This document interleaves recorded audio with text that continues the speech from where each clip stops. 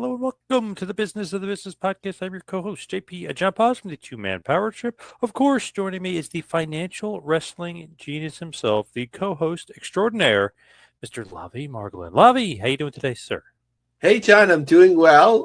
For me, this is the spring of Amtrak. Last time that we spoke, I believe, I was planning to go to Buffalo and ended up doing that. Great time there. Saw, of course, Brian Solomon, Brandon Thurston, Jace Nakarado, whom I never met before. That was cool to see. Some other folks as well. So we had a discussion at U of B, and then went for sushi after, and It was kind of fun because you have like 5 guys and you can sort of all nerd out. So the first thing I said was like, okay, what's actually a sellout? And we were having that discussion first. Nice. I love that. With BTZ, or one of our favorite guests, Brandon. Was that the first time you ever met him in person? So that's a great question. So that was the second time. He was actually in town in New York a couple of years ago for an AEW show in where is it, in Newark, right? It's always the same show in Newark once a year. So he was in for that. So I met him for bagels in the city that time. And it was also the second time in person that I had met Brian Solomon. We had just met before when I helped organize a panel, or I guess I organized a panel at my own college, which sort of like one thing led into the next. Nice. Brian does great work working on Gorilla Monsoon book. So we've got a lot going on now. Speaking of Gorilla Monsoon, he mentioned, obviously back in the day, that somebody was the greatest athlete he's ever seen in his life. And that, of course, was Hulk Hogan. What is going on with Hulk Hogan right now? What is going on with RAF, Real American Freestyle Wrestling? What in the world is going on? Yeah, that caught many of us by surprise. I think it's sort of maybe sometimes like when you create expectations, like in the way that you market it and with who and so on. In some ways, like it feels like very flawed already. I don't want to go so far as like Creative Control Network type of flawed, but on one hand. But on the other hand, and I think the odds are against it, I think that there's opportunity here. So first, of course, it like came out of nowhere, Hogan and Bischoff at the NWO type of thing. And then they're like, there's going to be a third man, right? Like, and people are like, oh, like, what is this? It's got to be a pro wrestling promotion or maybe like a podcast, somebody famous. And then I'm not sure if I remember his name off the top of my head.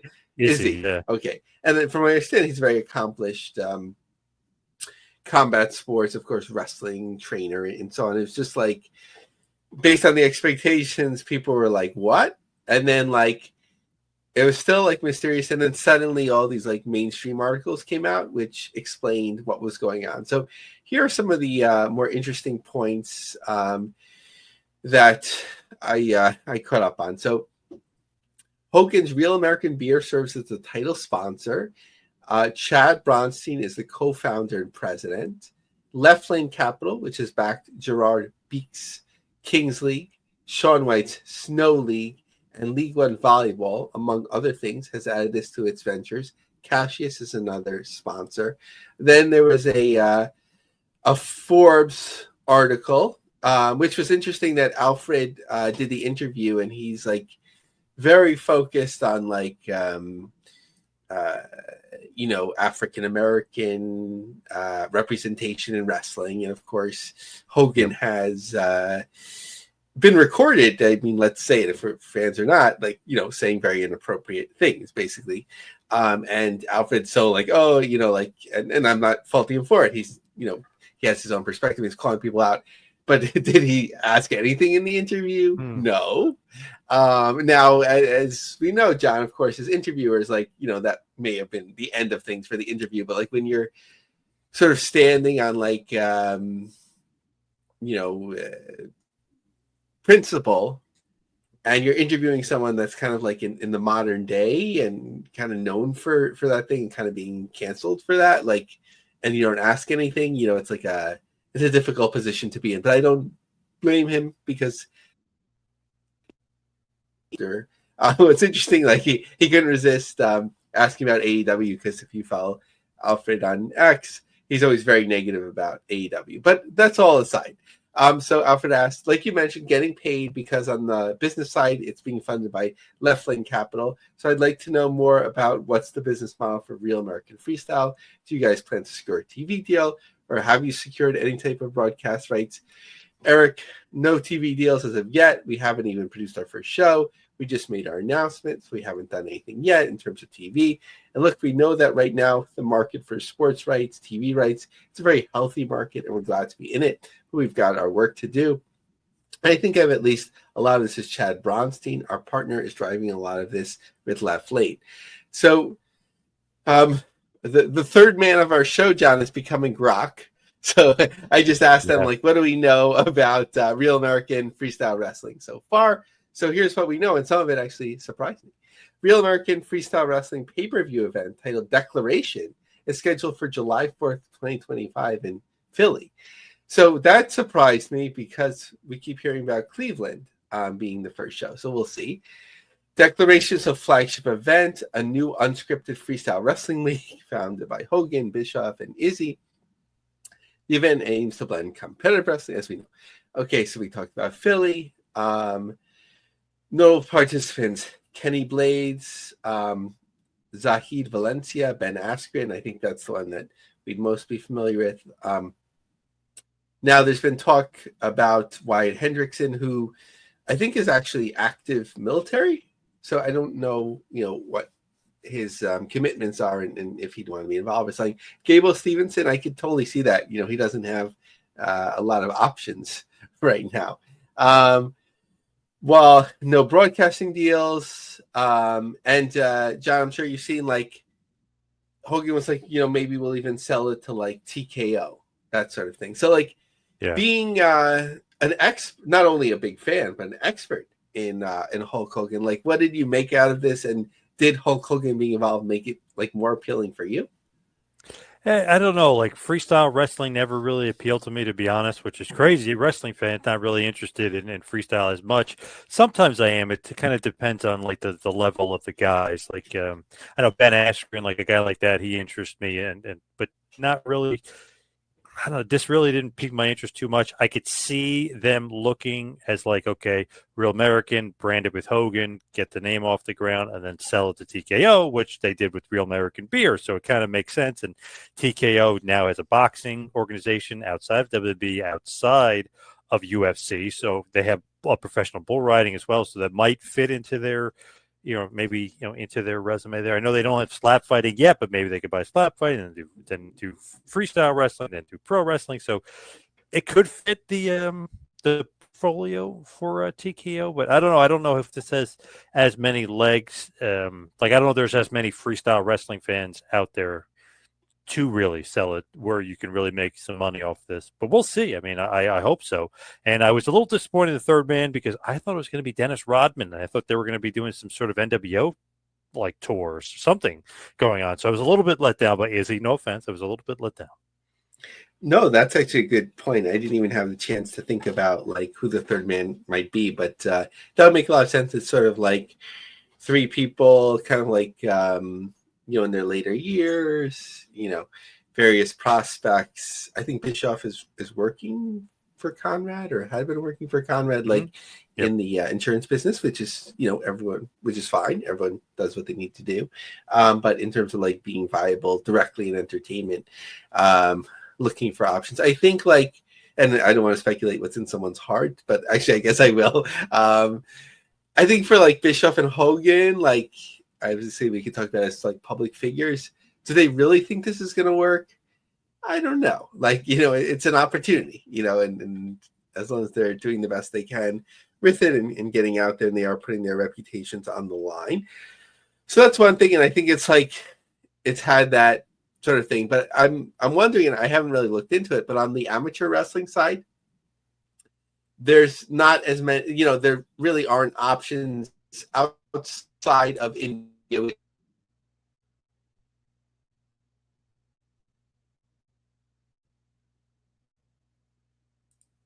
Ways to like make money and stay in the sport, and this has been like forever.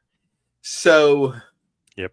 for people that are involved in Olympic style wrestling, um, it's a good thing because it gives them options, and it seems like they're setting it up that you wouldn't violate your NCAA eligibility. So kind of cool in that way, because you could have like, let's say the NCAA heavyweight, champion of the previous year, goes against like a no name of, a heavyweight who's going for the Olympics or something like that. So you can have fun matchups. I think like any combat sport, you build up, the intrigue by like telling their story and like building up to it, and you have the right matchups and that sort of thing. So there's always like that option, but I don't know if I think you get a lot of attention, and they definitely would have gotten attention if it wasn't Hulk Hogan to such a degree. Basically everyone covered it, including mainstream outlets. So there's that, but I don't think the audience is the pro wrestling audience. I think it's more like the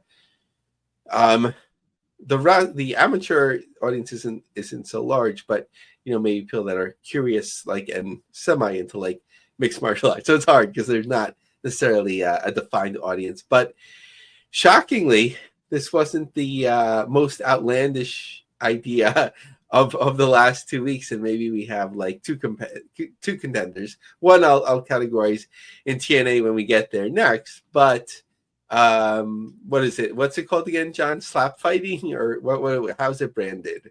Yeah, slap fighting. Yep. So slap fighting's power slap. So Dana White's thing, which surprisingly hasn't been sold to TKO. Maybe they're a little bit cautious about it, but it's kind of tied in some ways. There's apparently going to be an offshoot of it, which is with pro wrestlers, but having nothing to do with TKO affiliate pro wrestlers. It's sort of those on the periphery, Casanova Valentine, who's known as a deathmatch wrestler, no ropes, barbed wire, wrestling in bars, that sort of thing. Holly J, of course, a former guest of your show, she got a lot of attention for Netflix, that sort of thing. So I don't know, it's kind of it caught me by surprise. You wouldn't. I mean, who knows what Dana White is thinking. So I think it puts the Real American freestyle wrestling a step above, because there's certainly worse ideas out there. When you're looking at it too, just to throw this out there, Hogan is definitely looking to invest his money in different things, because now he's got the Hulk Hogan Score Sports Bar right next to Madison Square Garden, New York City. So this could be just another investment for him, and then he'll move on. And it's so interesting with Hogan. He's really, he's getting all over the place now. Oh, I hadn't seen anything about this Score Sports Bar. So yeah, right next to MSG. Okay, and it's typical sports bar. And will he be making appearances like he does in Florida? They said yes. Oh, so I got to get on that list. I want to meet the Hulkster at least once. I was strongly considering the Real American Beer appearances in Westchester and those upper lines New were York. Crazy, I heard, though, hours long.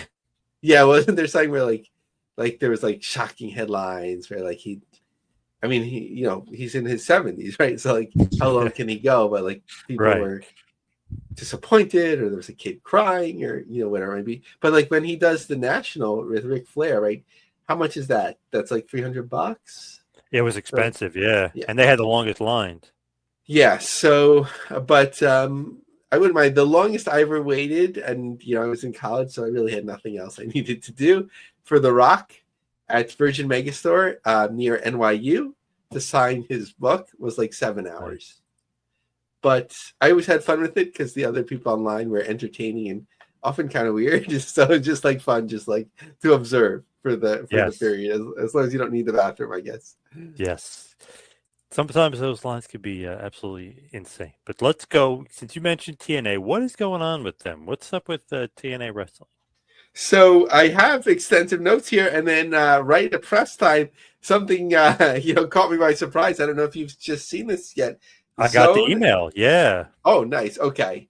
Um, from the new vice president, right, of TNA. Yes. Yes. So we'll talk about that in a moment. But Zone.ify, which is a fast streaming service, presents Canada versus the USA Border Brawl Sunday, May 25th, Niagara Falls, Canada, featuring the stars of TNA live wrestling event 5 p.m. So let's go to the Variety article. So featuring the stars of TNA. So who's in the picture at the top of the article? Brutus Beefcake, the Mountie, Jacques Rougeau, Barbie Blank, Kelly Kelly, and the UFC's Quinton Rampage Jackson. When I first saw that picture, I was like, is this going to be like a reality TV show? So tariffs, negotiations. Later this month, America and Canada will settle the differences with steel chairs, smack talk, and suplexes. The Border Brawl, co-produced with TNA Wrestling, has been set as a live wrestling event to stream exclusively free on Zone.ify. The lineup of wrestlers will include, well, we talked about those four. That's basically just who they announced. At Zone, we figured if trade negotiations are going to be a circus, we might as well sell tickets, said Doug Edwards, president. The Border Brawl is what happens when you give international policy a kick in the ass and let it settle things in the ring. It's absurd, over the top, and somehow still makes more sense than real-world diplomacy. We can't wait for fans across North America to witness the madness live on May 25th. Zone is a free ad-supported streaming service, fast channels, movies, long-form, short-form content, and so on. Let me just see here so I can give a little bit more context to the streaming service because I wasn't familiar with it. Zone.ify streaming service operated by Zone.tv has received funding from the following sources: Block Communications. They secured $22.5 million in new capital, accelerating the growth, and Toronto Dominion Bank. As part of the same financing, Zone also refinanced debt with Zone. These investments have supported its expansion, and apparently this is a growing network. Interesting to note that I don't know how much TNA is doing behind the scenes for them, but interesting to see a service that wants to stream pro wrestling. So maybe it's a one-off, but always think about different promotions that are looking for varied exposure, and helps certainly wrestling and startup distribution go hand in hand. But for TNA, opportunity to get like a rights fee or licensing fee, if nothing else. I don't think it's high profile enough to like hurt their brand or compete or anything like that. So might as well make the money, as they're certainly looking for different ways to maximize their revenue, apparently. Yeah, I'd be interested to see what that's all about. They got TNA guys on it, Beefcake, Rampage Jackson, Kelly Kelly. So kind of interested to see what the presentation is going to be and what that's all about and who is associated with. So kind of an interesting venture there for TNA Wrestling. Yeah, I hope things go smoothly. As we've talked about on the show, I think a real missed opportunity was when Defy, what's going to mind was tried a live show with sort of with their pants down. But I don't know if that's the best way to put it. But it's kind of like a disaster. The audio was bad. I'm not sure if it started late or dropped out or whatever. I really wanted to give it a chance, and it seemed like a good thing, and then you never heard anything about it again. And of course the what is it, Pluto? I think Pluto or the Roku. The channel that they had, I think it's Pluto, for wrestling. Of course, we had interviewed the principals for that. That ended up going away too, and now there's just the very much branded services, which includes AAA. So that'll be curious to see if once the deal closes and TKO's 51%, if they still go the streaming route, because they really don't distribute their other content in terms of fast channels. At least there could be easily be it PBR Fast Channel, UFC, WWE. We haven't seen that from them yet. So it's interesting to see if they would carry that over, or it'll be more like when ROH had a Fast Channel, and then when Khan bought the company, eventually it went away. What else is going on though with TNA? There seems like like a lot of changes, not changes, but maybe promotions again, and a lot of movements. Yeah, so I think firstly a story that's undervalued in the wrestling business. I think this is a big deal. It's sort of an upgrade of 17 territories across Central and South America. Anthem announced a global multi-platform media company announced today a new partnership between TNA Wrestling and Clara Sports, a premier sports broadcaster across Latin America. The non-exclusive distribution agreement delivers a robust lineup of TNA programming to millions of fans across 17 territories. The deal ensures that audiences in Argentina, Bolivia, Chile, Colombia, Costa Rica, Ecuador, and so on gain access to to the content. But we get that. But so I asked Rock to compare Claro Sports'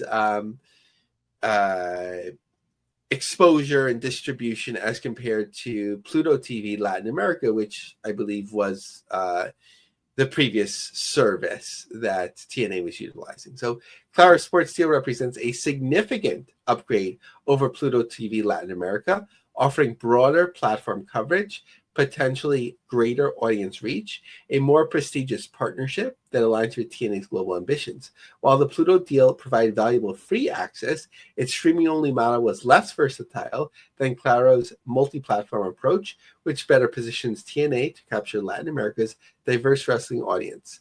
Claro aligns TNA with major sports media players, enhancing brand credibility and tapping into Claro's established sports audience. Pluto TV, while innovative for 2022, the deal was more utilitarian, leveraging Pluto TV's growing presence but lacking the strategic weight of a multi-platform broadcaster. Claro deal reflects TNA's momentum with new leadership and global expansion efforts. Pluto TV was part of TNA's earlier strategy. Reach and accessibility. Claro positions TNA alongside premium sports content, potentially elevating its visibility and appeal, the inclusion of pay TV and fast channels. Pluto focused on free streaming, which was cost-effective. Content scope. Both deals likely included TNA Impact. Pluto TV's deal, content scope was less detailed. But it's the same territories. Let's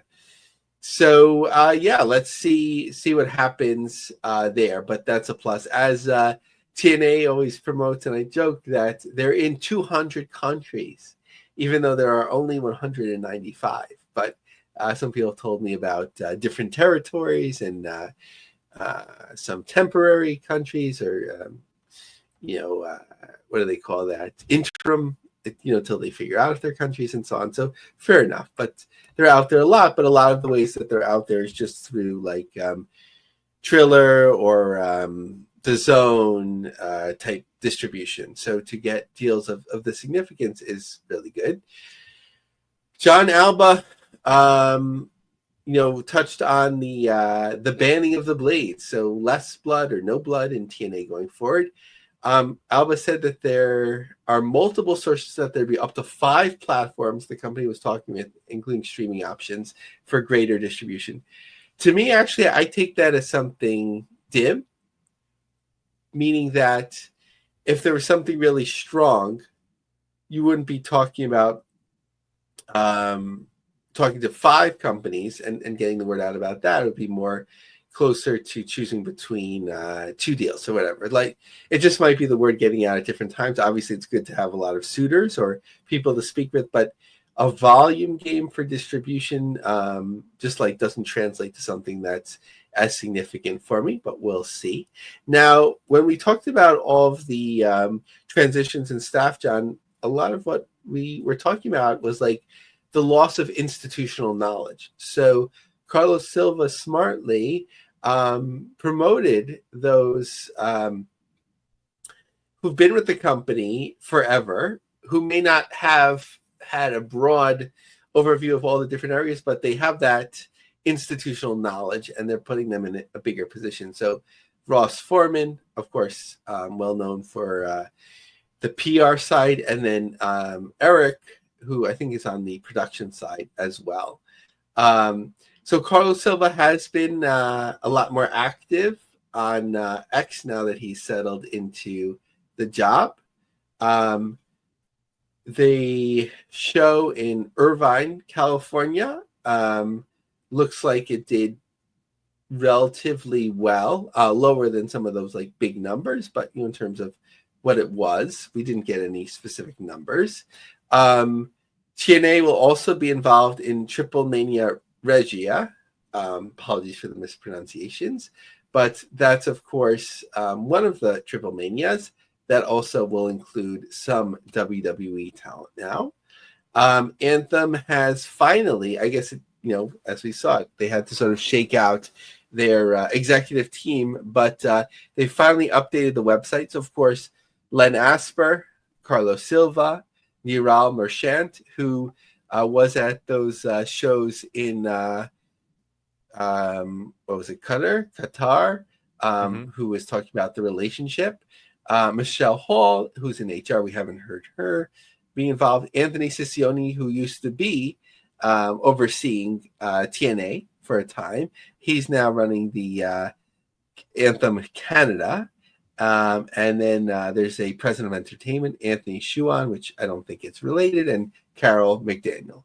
Now, looking at the upcoming shows, Brampton,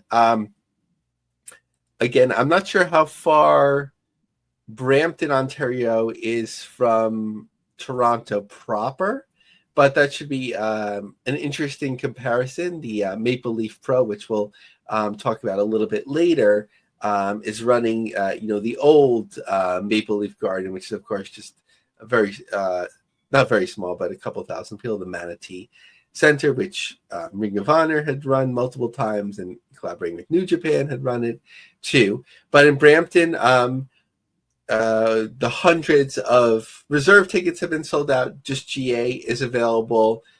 We don't know how many in GA, but like it's a lighter showing on the map, which means that it's below, of course, the dark blue. So I think tickets have been moving. Now, WrestleTix has been able to cover some of the other shows because they're more open maps. So against all odds, and Impact at the Mullet Arena in Tempe, July 6th, 820 tickets distributed.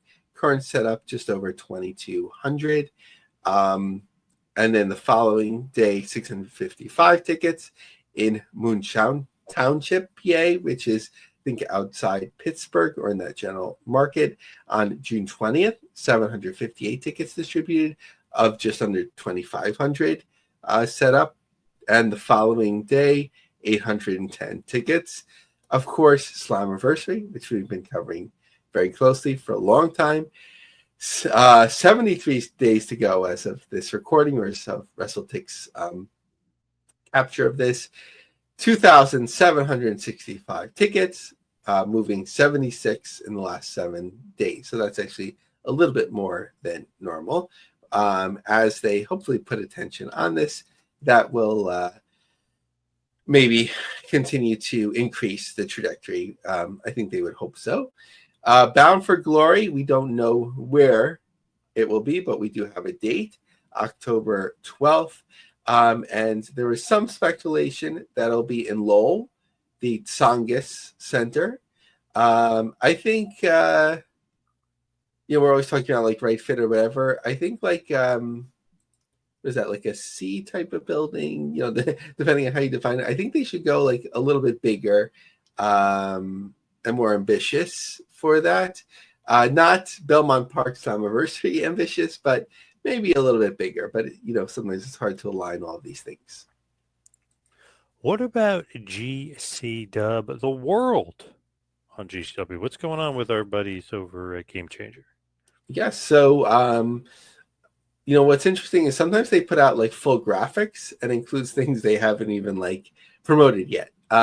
So just going to go through the full schedule as far as we know it thus far, and then go show by show where we can. So they were just in LA, Ukrainian Culture Center, the following day at Hawthorne Theater, May 4th, May 17th in Joppa, Maryland, at what's typically known as the MCW Arena, May 18th in Rochester, June 7th and 8th, Showboat, the deathmatch type shows, June 20th in Little Rock, June 22nd in Kansas City, Backyard Wrestling, July 4th, their traditional show where Mystery, where it is, July 5th, Hartford at the Webster, July 11th in Dallas at Gillies. That's, of course, the all-in weekend. July 19th in Brooklyn, the baseball stadium, July 20th, 29th, and 30th in Tokyo, Shinjuku Face, Tokyo Square, and Kraken Hall, August 14th and 15th, Gathering of the Juggalos in Ohio. That one I'm really, really curious about, as we've been talking about that for a long time, especially having Violent J on and then Brett talking about it as well. I think that's like a really intriguing feud that they could have. Then they will finish up the summer, August 23rd and 24th in Atlantic City, September 13th in Indianapolis at White River State Park, September 28th, London Electric Ballroom, but that's the Bloodsport show, October 4th in Anchorage, Alaska at Arctic Rec Center. So with LA, I don't know if it was a sellout by Showtime. I think we would have seen that, but in terms of the reserve that they set up, 7 rows deep, and then on the stage, those were all sold out in advance, and GA was the only thing available. It seemed to go over well artistically as well. I saw a lot of chatter about that. Portland, in terms of the venue they were in, it lists on the website 550 main room, 100 in the lounge. Maybe with the ring and the screen, cut things off, but it looked like a really, really small venue. Next, the MCW Arena. That's been fairly slow. It looked like probably front row is gone by the time we hear this. Rochester, things are picking up. First 3 rows are sold out at this point, and then 4th row and beyond is available. Tournament of Survival. So this is the hottest ticket that I've seen for GCW in some time, relatively so. 7th through the 7th row, basically they're sold out, or maybe a little bit remaining the 7th as we record this, and the GA remaining. Then the second day, Cage of Survival, 3rd row and beyond has tickets remaining. But the first day, I think like the death match, of course, is what GCW is first known for, and very strong in still. The Dallas show still has 2nd row and beyond tickets remaining. Little Rock, it was getting, to be about 5-6 weeks out. And there hadn't been information, but now we're getting that. In Hartford, July 5th, the first row is sold out. And no word in terms of next steps with Maimonides Park yet. In Brooklyn, typically these type of shows at ballparks do well if it's sort of like building to it at the ballpark, meaning that the season's kicked off already and the Brooklyn Cyclones, and then I don't know if there's any signage at the moment. There's no tickets on sale that I'm aware of, but like that sort of thing where like you get, a few thousand people every baseball game, and then some of them are interested in wrestling, and then like, it's on people's mind like the whole summer. But nothing yet, but that will be something to watch. So that's GCW proper. Anything further about GCW? Otherwise, we can talk about the offshoot Bloodsport. No, I was going to say, what about Bloodsport? Because it seems like Shayna Baszler might be all in. Yes, so I think now is the opportunity. Obviously, logistics and financing being necessary, but like as we talked about on the show, it just seems like Bloodsport has something.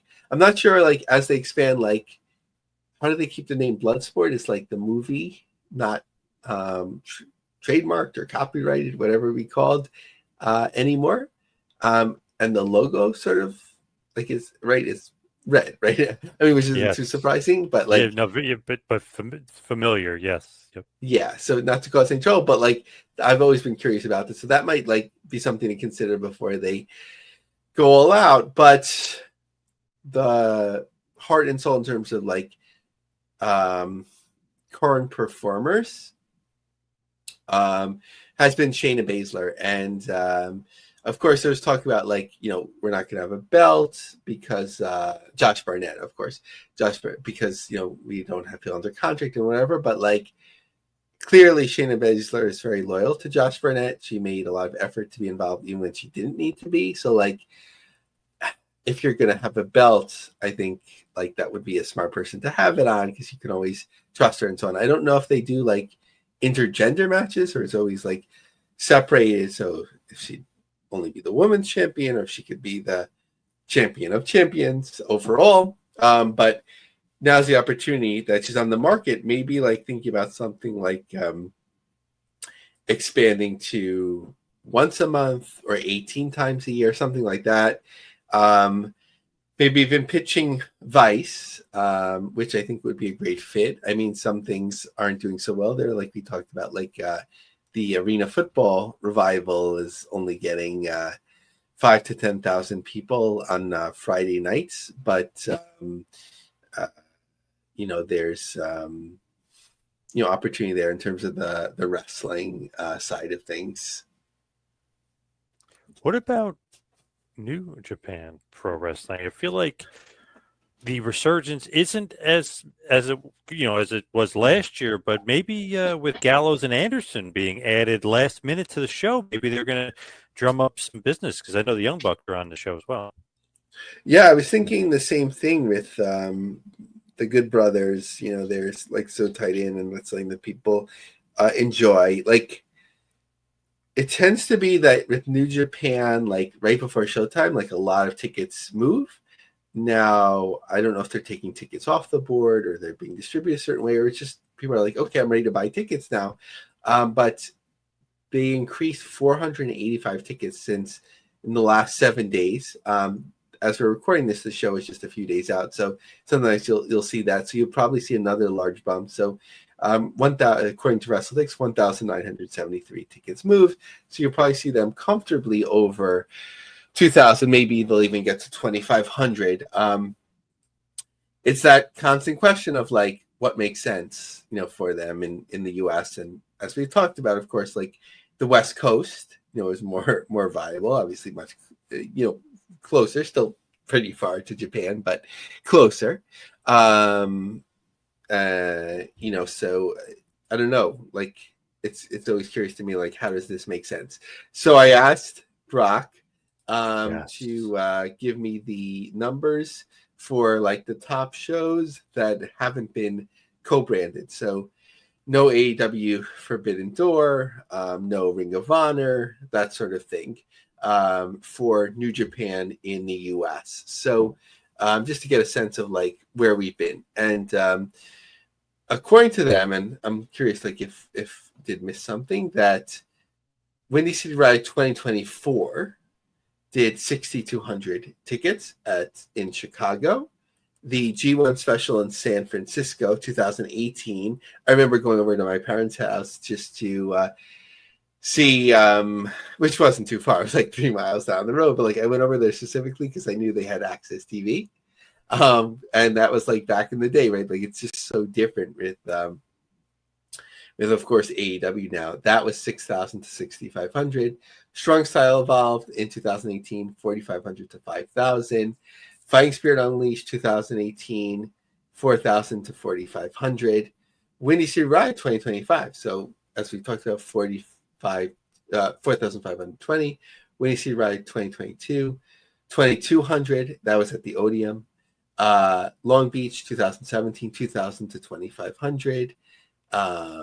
San Jose 1,800 to 2,200, and so on. So I think like New Japan in the US, like their heyday and like the timing was perfect, like 2017 to 2018, pre AEW, pre All In, with the Young Bucks, and like you had that alternative, and like in my mind, and I might have been fantasizing or imagining it, like be Mark Cuban, who owned Access then. I think he has a small percent now, but that he would become basically the Tony Khan, who would invest and like make it a competitor to WWE. Man, I love you using Grok and stuff. I love it. I also love you using Twitter, aka X, to do polls. What's going on with this IWTV poll that you did? I love this stuff. Yeah, so definitely not claiming this is a representative sample or anything like that, but of course our friends at PW Ponderings, we're the official business podcast of PW Ponderings, but several others had retweeted this on our behalf or shared it. 50 votes, because like, to me, at least in my feed, like I don't hear about IWTV like I used to, so I just wanted to like at least begin the conversation, get a little bit of a sense in terms of the market, like where are people with this? So this is just what came back to me. What is your engagement with IWTV streaming wrestling service? 36%, so it's 50 votes. 36% subscribed for many years and are still doing so. 4% recently subscribed. 30% had subscribed and are no longer subscribed. And 30% never subscribed.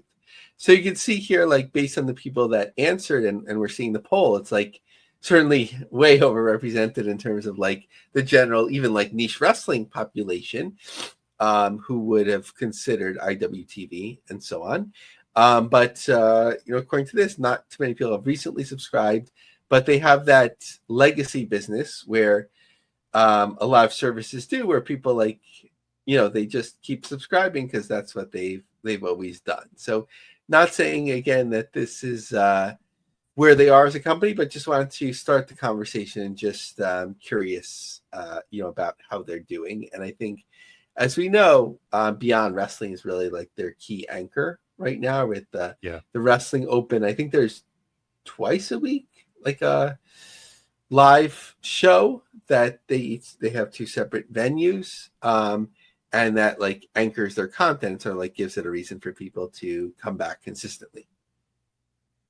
Independent live event business, better now or in 2019? Interesting query here. Yeah, so like overall, before we get into Grok giving us some info, like the way I think about it is like for more wrestlers are employed full time, and making better livings now, certainly with AEW. So that's obviously a huge thing. But in 2019, you had that entrepreneurial spirit and like a lot of buzz and companies trying well all over to like to a lower degree. So that's my opinion. But comparing the success of independent pro wrestling live event business in the US from 19 to 25 is tricky, as success can be measured in multiple ways: revenue, attendance, number of events, wrestler earnings, or cultural impact, and direct data is scarce. Based on available information, here's a breakdown. 2019 pre-pandemic. Strong year for independent wrestling, riding wave of growing interest in alternatives. Promotions like Impact, Ring of Honor, MLW were active alongside small regional promotions. Indie scene benefited from a robust economy and passionate niche fan base. Attendance and events. Indie shows typically drew crowds from under 50 to over 1,000, with standout promotions such as GCW and others during WrestleMania weekend, capitalizing on wrestling's biggest week. Internet streaming platforms like IWTV help promotions reach wider audiences, boosting ticket sales for events. Wrestler opportunities. Vibrant training ground. Wrestlers could work multiple promotions, and top talent often earned decent pay, though smaller gigs paid as little as $5 to $20. Scouts from WWE, AEW. Challenges: limited TV exposure and high operating cost. Venue talent production kept most promotions local or regional. There were no national TV deals. 2025, indie wrestling scene has recovered from COVID. The launch of ID program supporting indies signals a strengthening ecosystem, with WWE offering training, mentorship, and exposure. Streaming platforms like IWTV host over 10,000 events from 393 promotions, indicating a robust digital presence. Attendance. Specific attendance is hard to pin down, but promotions like AIW and Paradigm report consistent events drawing hundreds of fans, with some drawing international audiences. Snow Brawl and Beatdown 5 suggest a steady calendar of regional shows. WrestleMap features over 1,500 promotions.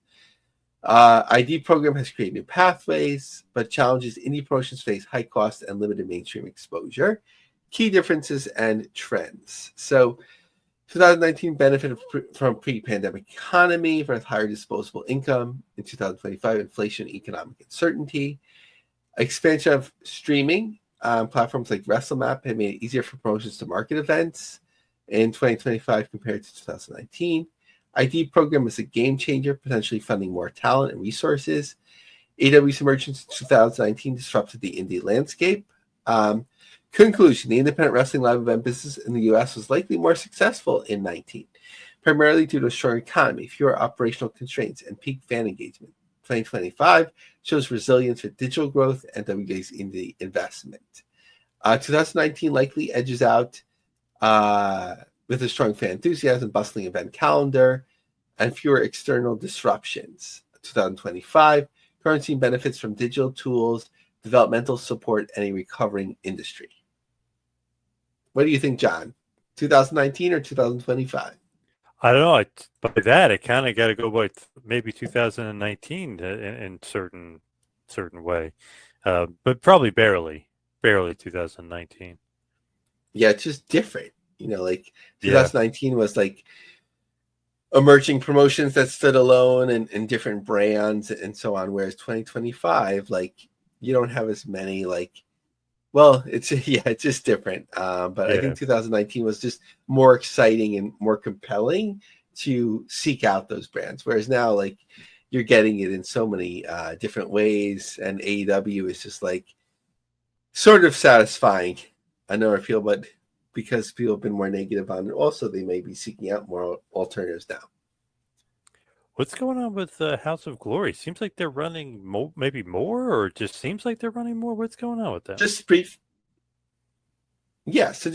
wanted to note, because you don't see promotions doing this as much anymore outside of WrestleMania weekend and so on. But House of Glory, I think they're strategic in that I don't think that they ran WrestleMania weekend, especially in Vegas, but they are going to All In weekend in Texas, similar to GCW, but they've been in Chicago a couple times, Vegas at a different time, Lowell.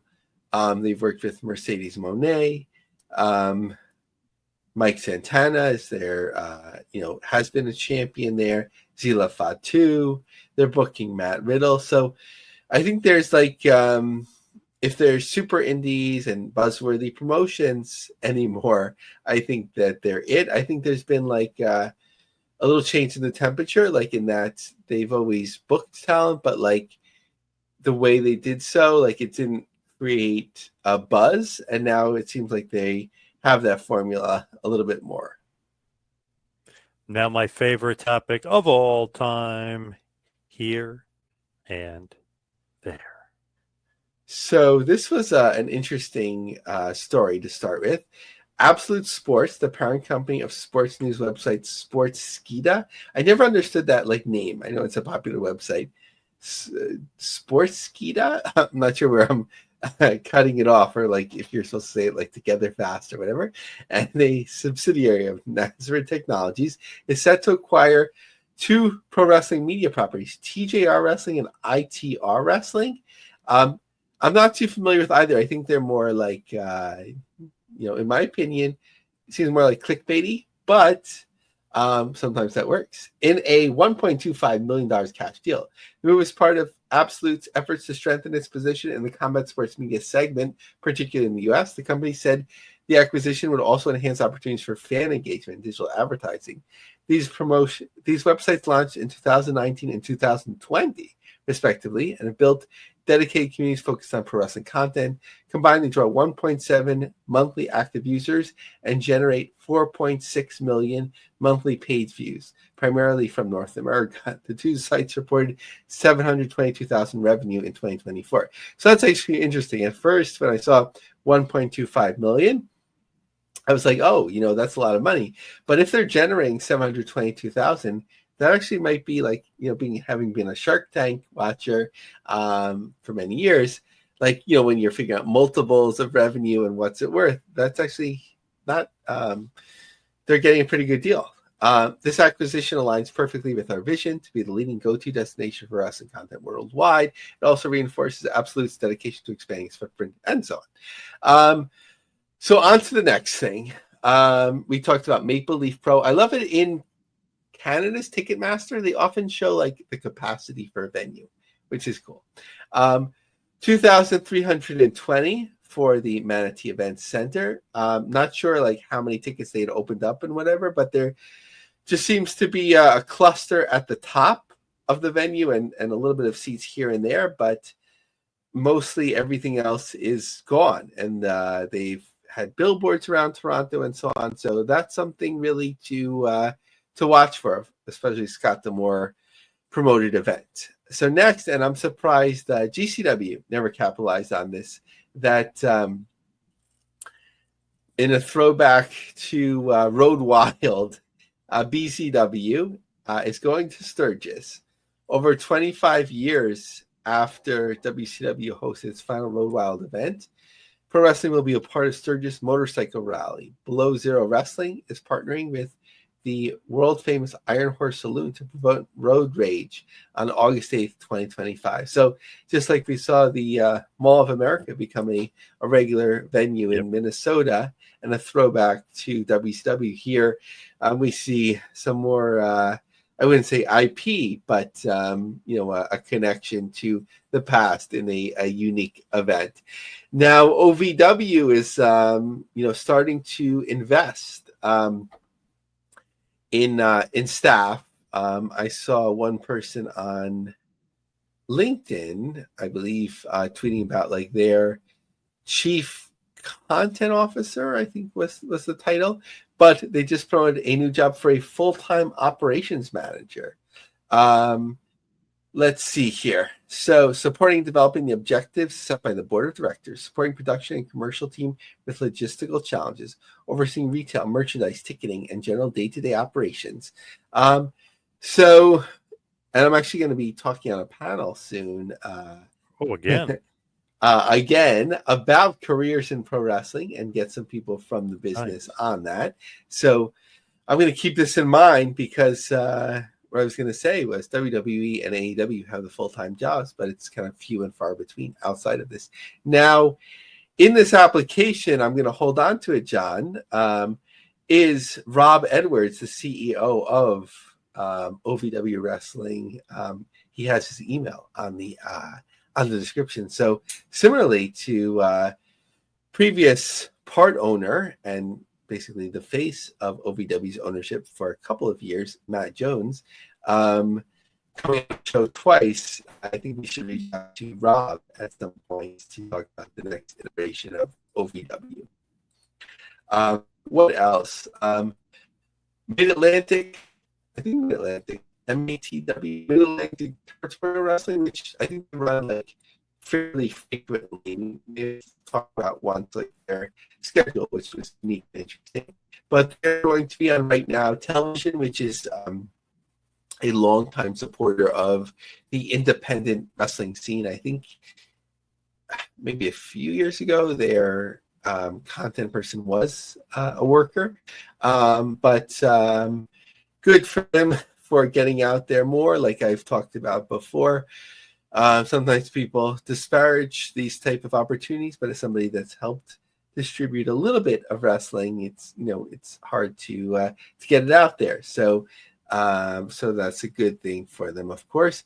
Now, interestingly, because always think about Dave Marquez, UWN Championship Wrestling, all that sort of thing, very like California West Coast based, but they are leveraging their relationship with Levity Live, which has a comedy club or event space in California. Now they're coming to New York. What's funny is that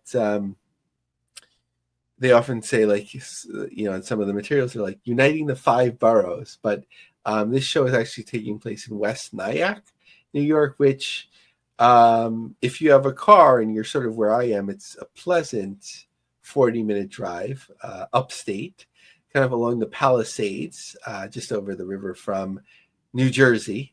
So I don't think they're uniting the 5 boroughs in any sense of the word, but an area that you could certainly draw from, who probably doesn't get a lot of live pro wrestling. Nice. Good stuff, Lavie. A lot of different organizations out there, doing their thing this week that we covered. So good stuff. Let's wrap it up and head towards the plugs. You follow me on Twitter and Instagram at 2Man Power Trip. How about you, Lavie? What do you got going on? Follow me on X at Lavie Marg, Lavie Marg. Check out one recent long-form article on LionCubJobSearch.com about the AAA acquisition, a unique perspective, not about exactly the acquisition, but more opportunities in the U.S.